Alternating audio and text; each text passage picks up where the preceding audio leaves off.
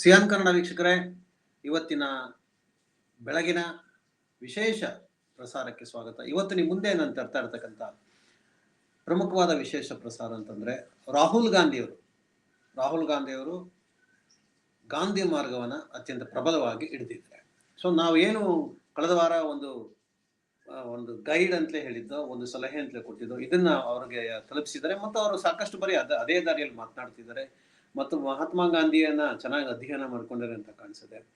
So ಅವರು ಇವತ್ತು India ಒಕ್ಕೂಟಕ್ಕೆ ಭಾರತಕ್ಕೆ ಕೊಟ್ಟಿರ್ತಕ್ಕಂಥ ಸಲಹೆ ರೆಸಿಸ್ಟೆನ್ಸ್, ಅಂದರೆ ಪ್ರತಿಭಟನೆ. ಈ ಪ್ರತಿಭಟನೆ ಮಹಾತ್ಮ ಗಾಂಧಿ ಭಾರತೀಯರಿಗೆ ಕೊಟ್ಟಂತಹ ಒಂದು ಕರೆ. ಸ್ವಾತಂತ್ರ್ಯ ಹೋರಾಟ ಕಾಲದಲ್ಲಿ ಮಹಾತ್ಮ ಗಾಂಧಿಯವರು ಏನು ಚಳವಳಿ ನಡೆಸಿದ್ರು, ಆ ಚಳವಳಿ ಈಗ ನಡೆಸುವಂತಹ ಅವಕಾಶ ಮತ್ತು ಅನಿವಾರ್ಯ ನಮಗೆ ಬಂದಿದೆ. ಸೊ ಈ ಕುರಿತಂತೆ ಯಾಕೆ ಇದು ಬಂದಿದೆ ಅಂತಂದ್ರೆ, opposition free, no opposition no election ಅನ್ನೋ ಮೆಥಡಲ್ಲಿ ಇಡೀ ಎಲೆಕ್ಷನ್ ಅನ್ನ ಕ್ಯಾಪ್ಚರ್ ಮಾಡಿಕೊಂಡು, ಇಡೀ ಸಂಸ್ಥೆಗಳನ್ನ ಕ್ಯಾಪ್ಚರ್ ಮಾಡಿಕೊಂಡು ನರೇಂದ್ರ ಮೋದಿ ಸರ್ಕಾರ ಇವತ್ತು ಭಾರತವನ್ನು ಆಳ್ತಾ ಇದೆ. ಅವರಿಗೆ ಜನಾದೇಶ ಸಿಕ್ಕಿದೆ ಅನ್ನೋ ಭ್ರಮೆಯನ್ನು ಜನರಿಗೆ ಹುಟ್ಟಿಸ್ತಾ ಇದ್ದಾರೆ. ಸೊ ಈ ಭ್ರಮೆ ಇದು ವಿರೋಧ ಪಕ್ಷದಲ್ಲಿ ಇರಬಾರ್ದು ಅಂತ ಹೇಳಿ ರಾಹುಲ್ ಗಾಂಧಿ ಅವರು ಹೇಳ್ತಾರೆ. ಸೊ ಅವರ ಒಂದು ಮಾತು, ಅವರು ಏನು ತಮ್ಮ ಸಹೋದ್ಯೋಗಿಗಳಿಗೆ ಭಾಷಣ ಮಾಡಿದ್ರು. ಸೊ ಆ ಭಾಷಣದ ಪೂರ್ಣ ವಿಡಿಯೋ ನಮ್ಮ ಚಾನಲ್ ಇದೆ, ಅದನ್ನ ಅನಾಲಿಸಿಸ್ ನಾನು ತಗೋತಾ ಇದ್ದೀನಿ. ಸೊ ಅವರು ಏನು ಹೇಳಿದ್ರು ಅದ್ರಲ್ಲಿ ಹೈಲೈಟ್ ಇದೆ.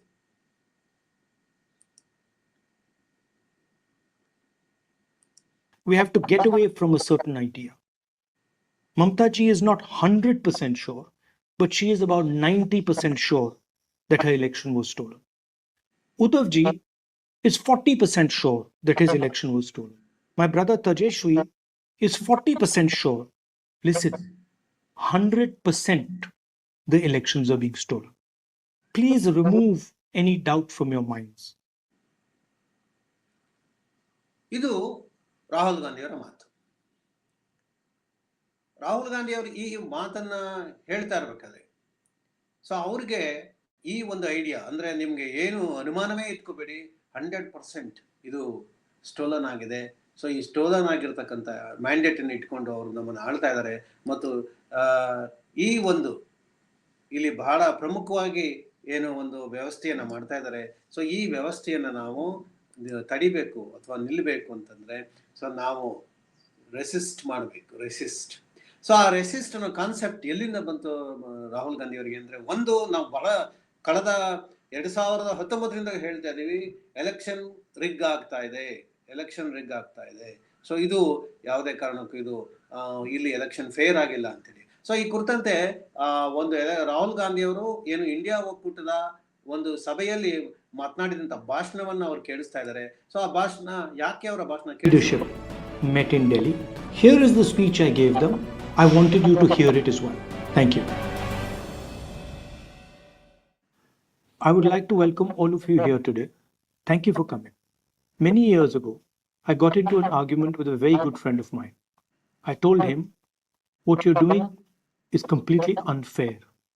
And his answer to me was, the world is unfair. Get used to it. It is not my place to answer any of the things that were said here today about the Congress party. It is my place to, like in the Shiva tradition, swallow everything. The idea of the blue-necked one, Shiva, who drinks all the poison. Whatever more you want to say, whatever criticism you have of me or of the Congress party, we will accept it. And we will accept it happily and with a smile. We will try to make you happy. ಇಲ್ಲಿ ರಾಹುಲ್ ಗಾಂಧಿ ಬಹಳ ಸ್ಪಷ್ಟವಾಗಿ ಹೇಳ್ತಾ ಇದ್ದಾರೆ, ನಾನು ಶಿವ ತತ್ವ ಮೇಲೆ ನಂಬಿಕೆ ಇರೋನು. ಶಿವ ಹೇಗೆ ತನ್ನ ವಿಷವನ್ನು ನುಂಗಿ ನೀಲಕಂಠನಾಗಿ ಎಲ್ಲ ಕಷ್ಟವನ್ನು ನುಂಗಿ ನಾವು ನಿಮಗೆ ಅನುಕೂಲ ಮಾಡ್ಕೊಡ್ತಾ ಇದೀವಿ, ನಿಮ್ಮ ಜೊತೆ ನಾವಿದ್ದೀವಿ. ನಮಗೆ ಕೆಲವರು ಜನ ಬಹಳ ಬೈಬೋದು ಅಥವಾ ಮಾತನಾಡ್ಬೋದು, ಆದರೆ ನಾವು ಈ ದೇಶದ ಪರವಾಗಿ ಯೋಚನೆ ಮಾಡ್ತಾ ಇದೀವಿ. ದೇಶ ಆಗ ಕಾಂಗ್ರೆಸ್ ಅನ್ನೋದು ಒಂದು ಕಾನ್ಸೆಪ್ಟ್, ನೀವು ಇದನ್ನ ಪಕ್ಷವಾಗಿ ನೋಡ್ಬೇಡಿ. ಸೊ ಈ ಕಾನ್ಸೆಪ್ಟ್ ಅಂದ್ರೆ ರೆಸಿಸ್ಟೆನ್ಸ್, ಸೊ ಏನು ಪ್ರತಿಭಟನೆ ಇದೆಯಲ್ಲ, ರಾಹುಲ್ ಗಾಂಧಿ ಹೇಳ್ತಾ ಇರ್ತಾರೆ, describes Congress party is not just as a political organization. ಇದೊಂದು ಪಕ್ಷವಾಗಿ ನೋಡಬೇಡಿ, but as A resistance movement. ಇದನ್ನ ಒಂದು ಪ್ರತಿಭಟನಾ, ಒಂದು ಚಳುವಳಿಯ ರೂಪವಾಗಿ ನೋಡಿ. Dedicated protecting the equality of all Indians, emphasises commitment to unite allies with love and affection even amidst criticism. So Indians alliance ನೋಡಿ ಇದನ್ನ ಅಂತ ಹೇಳ್ತಾರೆ.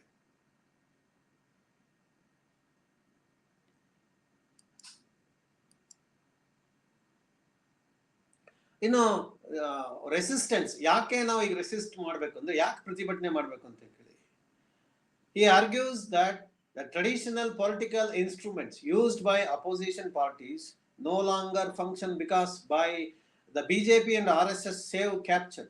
ಸೊ ನೀವು ಇದುವರೆಗೂ ಏನ್ ಮಾಡ್ತಾ ಇದ್ರಿ, ಸಾಂಪ್ರದಾಯಿಕ ರಾಜಕಾರಣ, ಈ ಸಾಂಪ್ರದಾಯಿಕ ರಾಜಕಾರಣ ಈಗ ನಡೆಯಲ್ಲ. ಯಾಕೆಂದ್ರೆ ಬಿಜೆಪಿ ಎಲ್ಲ ಸಂಸ್ಥೆಗಳನ್ನ ಕ್ಯಾಪ್ಚರ್ ಮಾಡ್ಕೊಂಡಿದೆ, including legal system, bureaucracy and election machinery. So you can't play with him, with the system. ಮತ್ತೆ ಅವ್ರು ಹೇಳ್ತಕ್ಕಂಥದ್ದು, when these systems are throttled, so ಇವುಗಳನ್ನು ನೀವು ಹಿಡಿದಿಟ್ಕೊಂಡಾಗ, ಗಂಟ್ಲು ಹಿಡಿದಾಗ, ಕುತ್ತಿಗೆ ಹಿಡಿದಾಗ, the only viable path is, so ಈಗ ನಮಗೆ ಎಲ್ಲರಿಗೂ ಉಳಿದಿರ್ತಕ್ಕಂಥ ದಾರಿ ರೆಸಿಸ್ಟೆನ್ಸ್. ಇದನ್ನೇ ನಾವು ಸಾಕಷ್ಟು ಬಾರಿ ಹೇಳಿದ್ರೆ ನಮ್ಮ ಚಾನಲ್ನಲ್ಲಿ. ಸೊ ನಾವು ಹೇಳಂತ ಮಾತುಗಳನ್ನ ಈಗ ರಾಹುಲ್ ಗಾಂಧಿ ಹೇಳ್ತಾ ಇದ್ದಾರೆ. ಯಾಕಂದ್ರೆ ನಾವು ಮಹಾತ್ಮ ಗಾಂಧಿಯ ತತ್ವದಲ್ಲಿ ನಂಬಿಕೆ ಇರೋರು, ಪ್ರತಿನಿತ್ಯ ಅದನ್ನು ಪಾಲಿಸ್ತಾ ಇರೋರು. ಹೇಳೋದಷ್ಟೇ ಅಲ್ಲ, ಅದನ್ನ ಪಾಲಿಸೋದು ಅಷ್ಟೇ ಮುಖ್ಯ. ಸೊ ಆ ಪಾಲಿಸೋ ಪ್ರಯತ್ನವನ್ನ ರಾಹುಲ್ ಗಾಂಧಿ ಮಾಡ್ತಾ ಇದ್ದಾರೆ. ಸೊ ಅವರು ಹೇಳ್ತಾ ಇರ್ತಕ್ಕಂಥದ್ದು ಬ್ಯೂರೋಕ್ರಸಿ ಏನಾಗಿದೆ ಅಂತ ಹೇಳ್ತಾರೆ.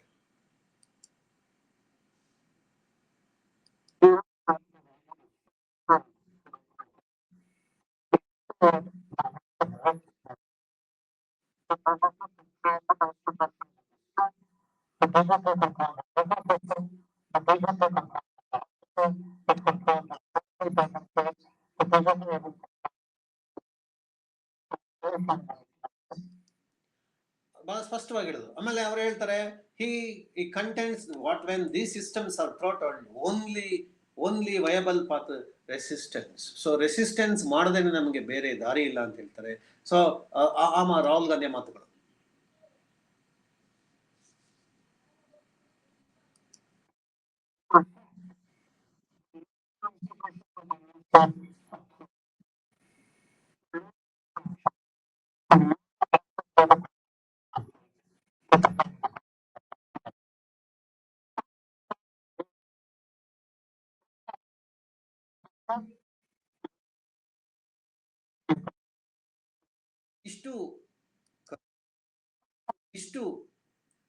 ಇಷ್ಟು ಮಹಾತ್ಮ ಗಾಂಧಿಯ ತತ್ವಗಳು.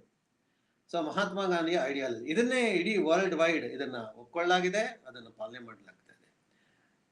ಇದಕ್ಕೆ ಮೈನ್ ಇಶ್ಯೂ ಇಲ್ಲಿ ನಾವು ಗಮನಿಸಬೇಕಾಗದ್ದು ಏನು ಹೇಳ್ತಾರೆ ಇಲ್ಲಿ, ಎಲ್ಲರೂ ವಿರೋಧ ಪಕ್ಷಗಳಷ್ಟೇ, ಭಾರತೀಯ ಪ್ರತಿಯೊಬ್ಬ ನಾಗರಿಕ ಗಮನಿಸಬೇಕಾದ್ದೇನು, ಏನ್ ಹೇಳ್ತಾರೆ ರಾಹುಲ್ ಗಾಂಧಿ ಅವರು.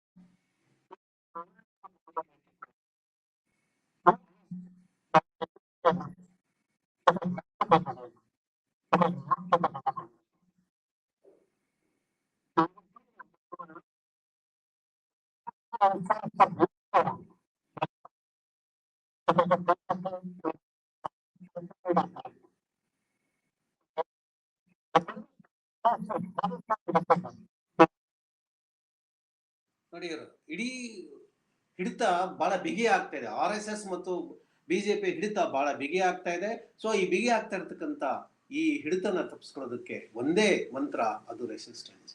So more than 100 years ago, 100 ವರ್ಷಗಳಿಂದ ಕಾಂಗ್ರೆಸ್ ಇದನ್ನೇ ಮಾಡಿದ್ದು. ಸೊ ಯಾರು ಮಾಡಿದ್ರು ಇದನ್ನ? ಮಹಾತ್ಮ ಗಾಂಧಿ ಹೇಳ್ತಾರೆ, ರಾಹುಲ್ ಗಾಂಧಿ ಹೇಳ್ತಾರೆ ನೋಡಿ.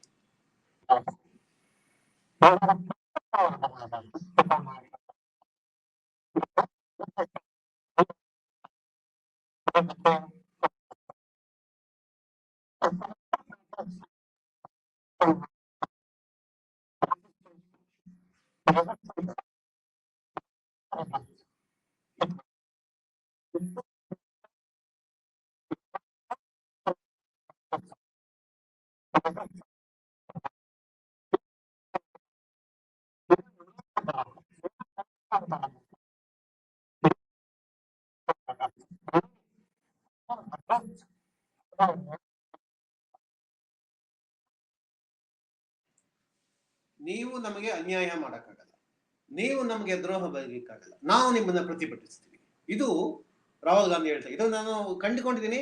ಮಹಾತ್ಮ ಗಾಂಧಿ ಕಾಲದಲ್ಲಿ ನೋಡಿದ್ದೆ, ಅವರು ಏನು ಮಾಡಿದ್ರು ಅದನ್ನ ನಾನು ಕೇಳಿದ್ದೀನಿ. ಮತ್ತು ನಾನು 4,000 ಕಿಲೋಮೀಟರ್ ನಡೆದು ನಾನು ನೋಡಿದ್ದೀನಿ. ಸೊ ನಿಮ್ದು ಎಲ್ಲಿ ಪೊಲಿಟಿಕಲ್ ಸಿಸ್ಟಮ್ ಫೇಲ್ಯೂರ್ ಆಗುತ್ತೋ, ಸೊ ಎಲ್ಲಿ ಗವರ್ನೆನ್ಸ್ ಫೇಲ್ಯೂರ್ ಆಗುತ್ತೋ, ಸೊ ಎಲ್ಲಿ ವ್ಯವಸ್ಥೆಗಳು ಫೇಲ್ಯೂರ್ ಆಗ್ತವೋ, ಆಗ ಒಂದೇ ವರ್ಕ್ ಆಗೋದು ರೆಸಿಸ್ಟೆನ್ಸ್, ಪ್ರತಿಭಟನೆ. ಸೊ ಪ್ರತಿಭಟನೆಯ ಮೂಲಕವೇ ಇದನ್ನ ನಾವು ಜನಾಂದೋಲನ ಅಂತ ಕರೀತಾ ಇದೀವಿ, ಸೆಕೆಂಡ್ ಇಂಡಿಪೆಂಡೆನ್ಸ್ ಅಂತ ಕರೀತಾ ಇದೀವಿ. ಸೊ ಇದನ್ನ ಒಂದು 2019 ನಾವು ಇದನ್ನ ಹೇಳ್ಕೊಂಡ್ ಬರ್ತಾ ಇದೀವಿ. ಸೊ ಇವತ್ತು ರಾಹುಲ್ ಗಾಂಧಿ ಅದನ್ನ ಹೇಳ್ತಾ ಇದಾರೆ. ಲೇಟ್ ಆಯ್ತು ಅವ್ರು ಹೇಳಿದ್ದು, but better than late never ಅಂತ ಹೇಳಿ. ಸೊ ಈಗ ಈಗ ಈಗ ಹೇಳಿದ್ದಾರೆ. ಸೊ ಅವರ ಒಂದು ಮಾತುಗಳು ಇವತ್ತು ಅವರಿಗೆ ಎಷ್ಟು ಮಟ್ಟಿಗೆ ವಿರೋಧ ಪಕ್ಷಗಳಿಗೆ ಅರ್ಥ ಆಗಿದೆ ಅನ್ನೋದು ಕೂಡ ಬಹಳ ಮುಖ್ಯ. So defeating opposition. ಸೊ ಈ opposition resistance rather than focusing internal disputes, ನಾವೇ ಕಚ್ಚಾಡೋ ಬದಲು ನಾವು ಈ ಸಿಸ್ಟಮ್ ನ ರೆಸಿಸ್ಟ್ ಮಾಡಬೇಕಾಗಿದೆ.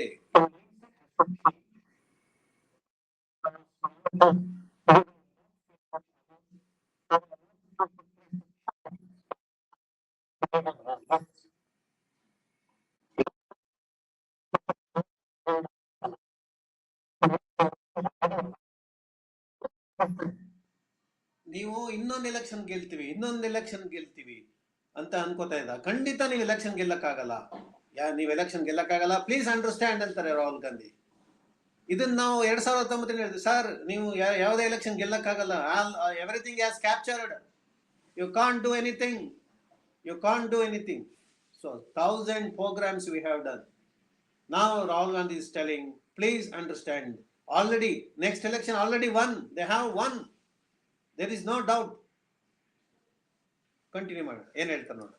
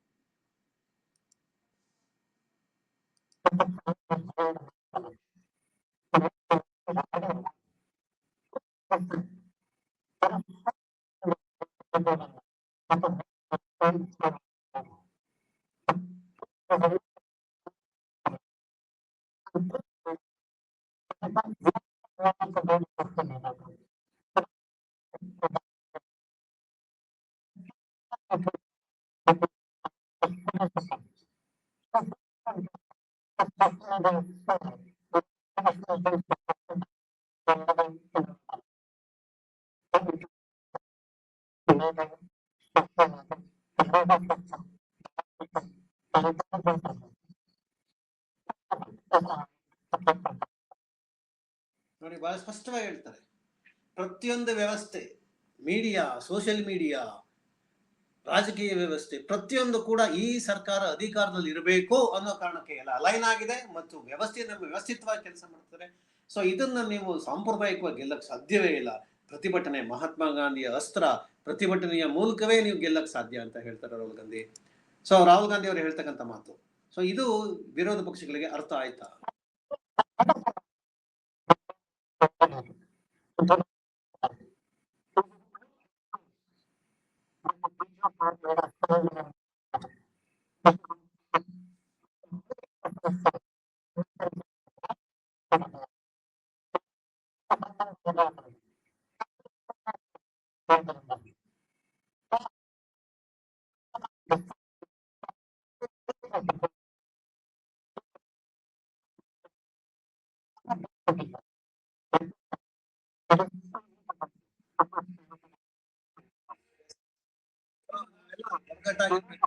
ನಾವು ಒಗ್ಗಟ್ಟಾಗಿರ್ಬೇಕು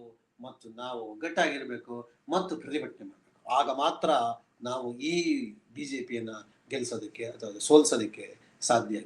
ನಾವು ಗೆಲ್ಲೋದಕ್ಕೆ, ಬಿಜೆಪಿ ಸೋಲ್ಸೋದಕ್ಕೆ ಸಾಧ್ಯ. So resist, continue fight.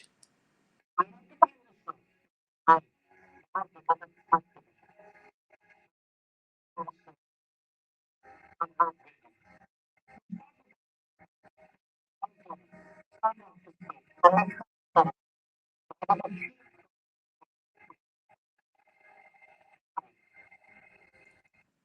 ನಾವು ಯಾವಾಗ ಪ್ರತಿಭಟನೆ ಮಾಡಕ್ ಶುರು ಮಾಡ್ತೀವೋ ಆಗ ಚೀಟ್ ಮಾಡಿಯೂ ಕೂಡ ಅವರು ಸೋಲ್ತಾರೆ. ಸೊ ಸೋಲೋ ವ್ಯವಸ್ಥೆ ರೆಡಿ ಆಗಿದೆ. ಸೊ ನಾವು ಇದನ್ನ ಆರ್ಗನೈಸ್ ಆಗ್ಬೇಕು, ಒಗ್ಗಟ್ಟಾಗ್ಬೇಕು. ಸೊ ಒಗ್ಗಟ್ಟಾಗಿ ನಾವು ಈ ಒಂದು ಹೋರಾಟವನ್ನು ಗೆಲ್ಲಬೇಕು ಅಂತ ರಾಹುಲ್ ಗಾಂಧಿ ಹೇಳ್ತಾರೆ. ಸೊ ಈ ರಾಹುಲ್ ಗಾಂಧಿ ಅವರಿಗೆ ಈ ಐಡಿಯಾ ಸಿಕ್ಕಿದಲ್ಲಿ ಅಂತಂದ್ರೆ, ಮಹಾತ್ಮ ಗಾಂಧಿ ಅವರ ಒಂದು ಸಿನಿಮಾ ಇದೆ, ಅಟೆನ್ ಬರೋ ಅವರ ಸಿನಿಮಾ, ಅಲ್ಲಿ ಒಂದು ಭಾಷಣ ಇತ್ತು. ಸೊ ಆ ಭಾಷಣ ನೀವು ಕೇಳಬೇಕು. ಸೊ ಈ ಭಾಷಣದ ಮೂಲಕ ರಾಹುಲ್ ಗಾಂಧಿ ಅವರಿಗೆ ಒಂದು ಸ್ಫೂರ್ತಿ ಬಂದಿತ್ತು ಅಂತ ಹೇಳಿ ನನ್ಗೆ ಅನ್ನಿಸ್ತಾ ಇದೆ. ಮತ್ತು ನಾನು ಕೂಡ ಸಾಕಷ್ಟು ಬಾರಿ ಈ ಸಿನಿಮಾ ನೋಡಿದ್ದೀನಿ, ನೋಡ್ತಾನೆ, ದಿನ ಒಂದ್ಸಲ ಯಾವಾಗಾದ್ರೂ ಸಾಧ್ಯ ನೋಡ್ತಾನೆ ಇರ್ತೀನಿ ಮಹಾತ್ಮ ಗಾಂಧಿ ಅವರ cinema. Every one of you. We have no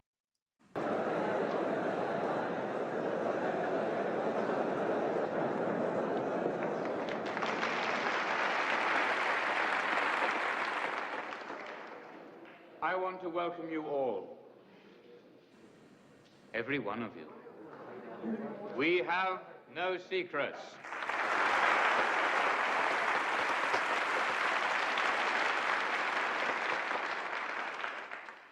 Let us begin by being clear about General Smuts' new law. All Indians must now be fingerprinted, like criminals, men and women. No marriage other than a Christian marriage is considered valid. Under this act, our wives and mothers are whores, and every man here is a bastard.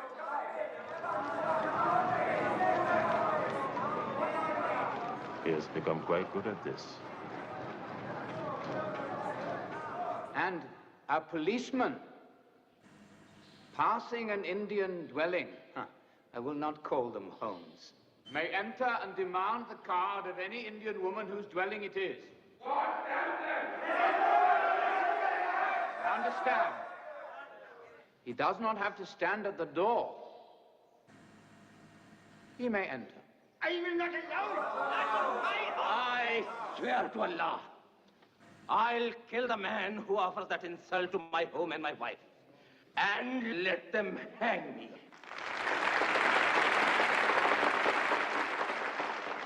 I say, talk means nothing. Kill off your officials before they disgrace one Indian woman.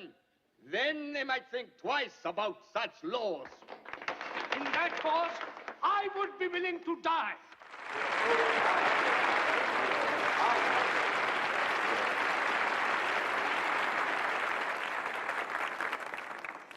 I praise such courage.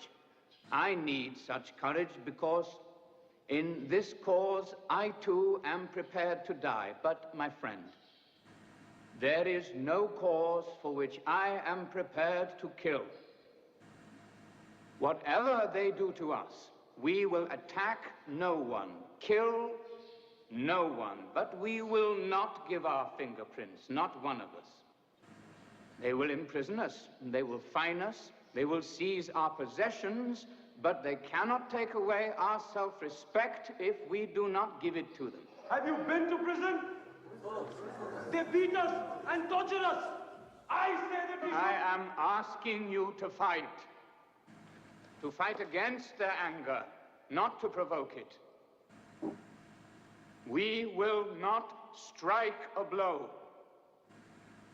but we will receive them, and through our pain, we will make them see their injustice, and it will hurt, as all fighting hurts. But we cannot lose. We cannot. They may torture my body, break my bones, even kill me. Then they will have my dead body, not my obedience.